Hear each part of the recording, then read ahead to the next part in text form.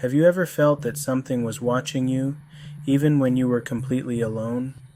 That cold feeling creeping up your spine when you know deep down that something isn't quite right. What if I told you that this feeling wasn't just paranoia? What if there was an entity that stalks you, watching from the shadows, waiting for the moment when you least expect it? Tonight's tale isn't about ghosts or monsters. It's about something far more terrifying. The terror of knowing that something has been watching you for a long time. Something that never leaves. Something that might already be lurking in your room, behind you, waiting for you to turn around. If you think you're safe, think again. Stay tuned for the chilling details of a night that would change everything. And trust me, by the end of this story you'll be questioning every shadow you see. It was just another late night. The office had been empty for hours, the fluorescent lights humming softly above as I sat, the only soul left in the building. I'd worked late before, but tonight, something was different. The silence felt heavier, the stillness of the office suffocating. I couldn't shake the sense that I wasn't alone, even though I was. The feeling kept gnawing at me, making my skin crawl. The moment I stepped out of the building and into the empty parking lot, a sense of relief washed over me. Finally, I could leave this place behind and get back to my own space.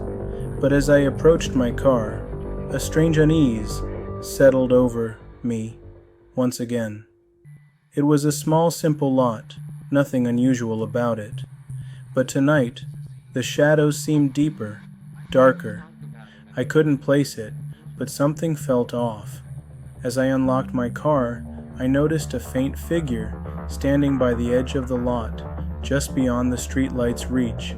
At first, I thought it was another employee, but as I squinted into the darkness, I realized there was no one else around, just the figure, standing motionless, staring in my direction. I froze. My heart skipped a beat as a chill ran through me. Was it a person? The more I stared, the less it looked like one. There was something wrong about the way it stood. It didn't move, didn't breathe, just waited. Shaking off the unease, I got into my car and started it up. The engine hummed to life, and I quickly drove off, trying to ignore the sensation that I was being watched. But even as I drove down the empty road, I couldn't shake the feeling. My rearview mirror showed nothing but darkness. Still, it felt like something was there, lurking just beyond the edge of my vision. That's when I saw it. At first, I thought it was a trick of the light, but as I turned the corner, I saw the figure again, standing just at the edge of the trees. But now, it wasn't alone. Another shape emerged from the shadows, a second figure, just as tall and unnervingly still, and then a third and a fourth. One by one, they appeared, emerging from the darkness like silent, ghostly sentinels. They weren't moving like normal people, no, they were gliding, as if their feet never touched the ground. The air around them seemed to warp and distort, as if reality itself couldn't keep up with their unnatural existence. I could feel my heart racing in my chest. This wasn't right. My mind screamed at me to speed up, to get away, but my body couldn't react fast enough. I could only watch as they began to move, slowly, deliberately, toward my car. It wasn't the way a person walks. No, it was something worse. They were shifting, not walking. One step, and then another, each footfall an unsettling, fluid motion. I slammed my foot on the gas pedal, my tires screeching as I accelerated. But they kept pace with me. The figures didn't run, didn't hurry. They just moved, smoothly and eerily, as if they were pulling themselves closer, faster than I could drive. Fear surged through me. I glanced into the rearview mirror, and that's when I saw them. Their figures, tall, dark, shapeless, were getting closer, not fading away like I hoped. They were gliding in perfect synchronization, and with every passing second, I could feel them drawing nearer. I could see their forms more clearly, now. They weren't human, not even close. Their bodies were made of pure darkness, like black silhouettes stitched together, featureless and cold. The only thing that defined them was the space they occupied. A sense of wrongness radiated from them, as though they were somehow beyond the realm of the living. Desperation clawed at me. I needed to get away from them, but the road ahead was narrow, winding, and the headlights barely cut through the darkness. I was losing control of my own mind. My pulse hammered in my ears, and I couldn't think clearly. The figures, no, things, were still following, still getting closer. Every time I looked back, they were there, closer. No matter how fast I drove, I could feel their presence creeping into the space around me. The trees, the shadows, the road, it all seemed to blur, as if they were pulling the world into their grasp. Feeling the tension, this is just the beginning. If you're as creeped out as I am, don't forget to hit the like button and share this story with your friends. You never know what might be lurking around their corners. The road stretched on, winding endlessly through the dense forest. Each turn seemed to grow darker, more suffocating. My hands gripped the steering wheel so tightly that my knuckles had turned white, yet it wasn't enough to calm the panic gnawing at me. The figures, those dark formless shapes, were still behind me, following me, no matter how fast I drove. The faster I went, the more they seemed to draw near, and I could feel my heartbeat in my throat. I tried not to look in the rearview mirror. It was pointless, wasn't it? They weren't going to disappear, but my eyes betrayed me, drawn to that small mirror like a moth to a flame. The figures were still there, their shadowy forms stretching across the asphalt, moving with an unnatural fluidity, like smoke caught in the wind. Their faces, if you could call them faces, were just hollow voids, empty and endless. Every time I glanced at them, I felt like they were staring directly into my soul. It was as if they could see me, really see me, in a way that no living thing could. The more I thought about it, the more the fear took root. What were they? Why were they following me? My mind raced with questions, but no answers came. Only fear, and that nagging sense that they were getting closer. My breath came in short gasps as I pushed the car faster, the engine roaring in protest. The trees on either side of me blurred into a thick, dark mass, but in the distance I could see a faint light, a street lamp maybe, or the glow from a nearby town. I didn't care. I just needed to get somewhere, anywhere. But the road didn't lead me to safety. Instead, it narrowed, the asphalt fading into gravel, the trees growing closer and closer, their branches reaching out like skeletal hands. I was trapped. The feeling of being surrounded intensified, and a wave of cold sweat broke out across my forehead. My head spun, the road ahead becoming a dizzying blur as my panic surged. It felt as though the darkness itself was pressing in on me, suffocating me. The figures behind me were no longer just following. They were closing in. I could feel it. The space in the car seemed to shrink, as though the walls were closing in. Every time I looked in the rearview mirror, they were right there, not far behind. They were gliding along, their dark shape stretched out behind me, like an endless shadow, covering the road, engulfing everything. I slammed my foot on the brake, heart pounding. The car skidded to a halt on the gravel, throwing dust into the air. I had no idea why I stopped, but the instinct to just stop and look at them was too strong to ignore. The world around me was silent now, eerily silent. The wind had died down, and the trees seemed frozen, motionless. The figures, too, had stopped moving. They stood there, just at the edge of my headlights, still as statues. For a brief moment, I thought they might not be real. Perhaps I was imagining it all. Maybe my mind was playing tricks on me. Maybe I was just tired, overtired, and seeing things. But deep down, I knew better. They were real. They had to be real. I couldn't breathe. My chest was tight and my body felt like it was made of stone. My eyes locked onto the figures, unable to look away. And then, one of them moved. It was slow, almost imperceptible at first, but it was enough to make my blood run cold. The figure, no, things, they weren't human, began to glide toward me. Not walk, not run, glide. Their bodies seemed to distort with the motion, like liquid shadows, flowing toward me with terrifying ease. I couldn't make myself move. I was paralyzed. My hands gripped the steering wheel so tightly that I thought they might snap, but still, I couldn't bring myself to turn the key in the ignition.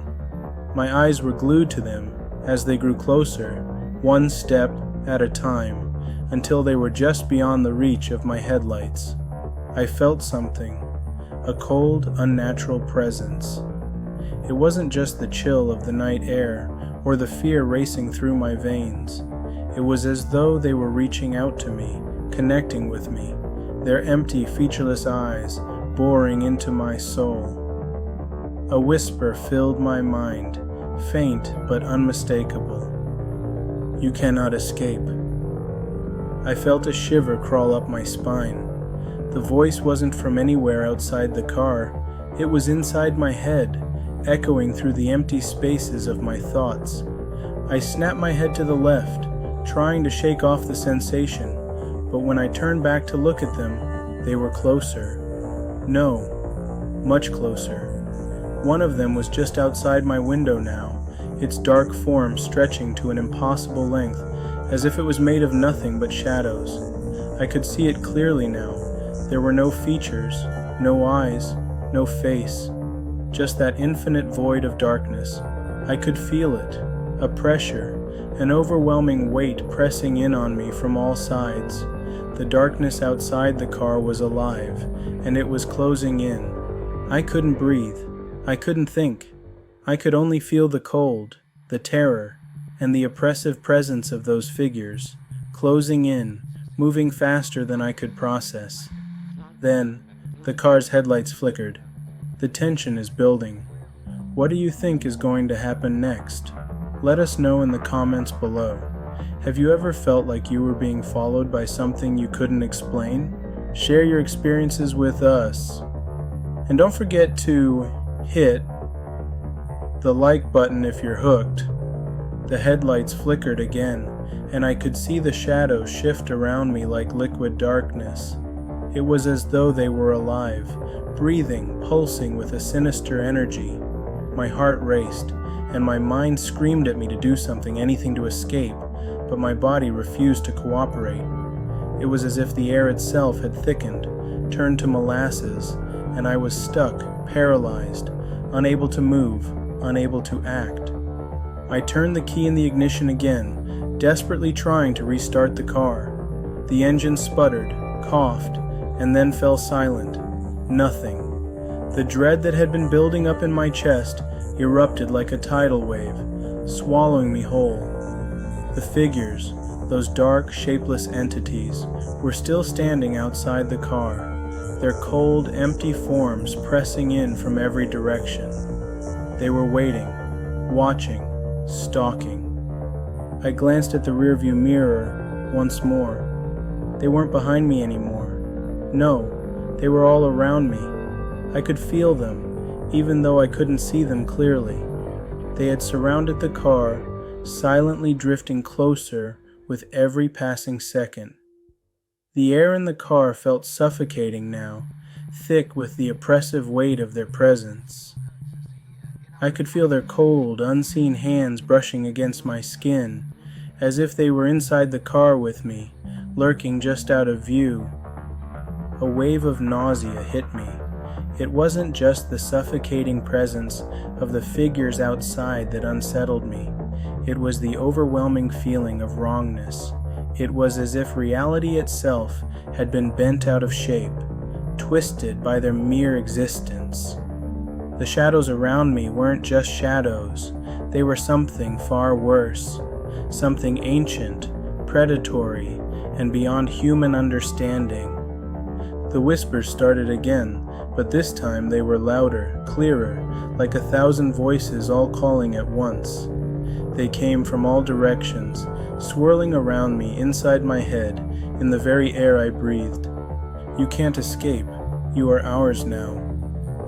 It was the same voice, the same dark presence that had spoken to me earlier, but now it felt different.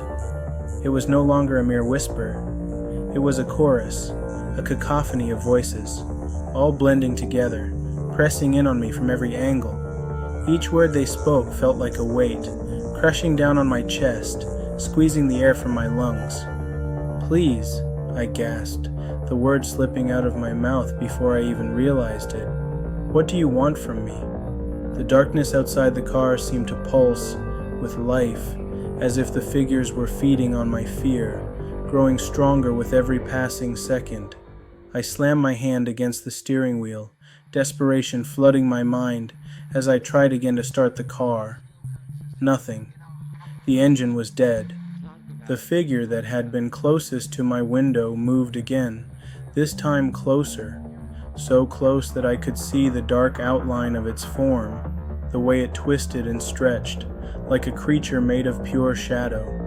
It reached out, its tendrils of darkness creeping toward me, pressing against the glass with an almost intentional force. I could hear the faint scratching noise as its fingers, or whatever they were, touched the window. I couldn't breathe. I couldn't think. The figure outside was so close now that I could almost feel the cold, unnatural presence pressing against my skin. It was as though the air around it had become electrically charged, crackling with an energy I couldn't understand. The whispers in my head grew louder, more insistent, as if they were trying to drown out every other thought, every other possibility. "Why are you doing this?" I begged, my voice trembling with fear. "What do you want from me?" There was no response, just the flickering of the headlights, the hum of the static air around me, and the relentless approach of the shadowy figures. They were everywhere now, pressing in from every side. I could feel them closing in on me, surrounding me completely. My thoughts were a jumbled mess of terror and confusion, and I couldn't focus on anything. The world around me had become a blur, a nightmarish kaleidoscope of shadows and whispers. Then, the figure at the window moved once more, but this time it didn't just move, it spoke. "You can never leave. You will never leave." The voice was deep, guttural, and ancient, as though it had been uttered by something that had existed long before the world itself. I could feel it in the pit of my stomach, a cold, seeping dread that spread through my entire body. It wasn't just the voice, it was the truth, the undeniable, inescapable truth that they had been waiting for me all along. The world around me seemed to twist and fold, the shadows stretching and bending unnaturally, like the very fabric of reality was coming undone. I could hear the figures moving closer, the sound of their bodies scraping against the outside of the car, their touch leaving a trail of coldness in the air. My pulse raced, and my breath came in shallow gasps as I realized, with a sickening clarity, that I was trapped. This wasn't just a bad dream. This wasn't some figment of my imagination. They were real, and they weren't just following me. They wanted me. They had always wanted me. They had been waiting for me, for this moment, when I would be alone and vulnerable, trapped in the shadows with nowhere to hide. I felt a sudden sharp pang of realization. It wasn't just the car they had surrounded me, in every sense of the word. There was no escaping them, no running, no fighting. I had been marked, chosen, and there was nothing I could do to stop it. The darkness was all-consuming. The shadows were all that remained. I closed my eyes, not because I wanted to, but because I couldn't bear to look at them any longer. The whispers in my mind grew louder, more insistent, until they became a deafening roar. I tried to scream, but no sound escaped my lips. I was suffocating, drowning in the darkness that had swallowed me whole. And then, everything went silent. For a moment, I thought it was over. But when I opened my eyes, the figures were still there, not just around me, but inside me. Their presence had invaded my mind, my thoughts, my very being. I wasn't just a victim of their pursuit. I had become a part of them. "Welcome," the voice whispered once more, this time directly into my mind. "You are one of us now. What do you think happens next? Was this the end for our protagonist, or is there still hope?" Let us know your thoughts in the comments below. And if you want to see what happens next, make sure to subscribe and hit the notification bell. You won't want to miss the next part of this terrifying tale.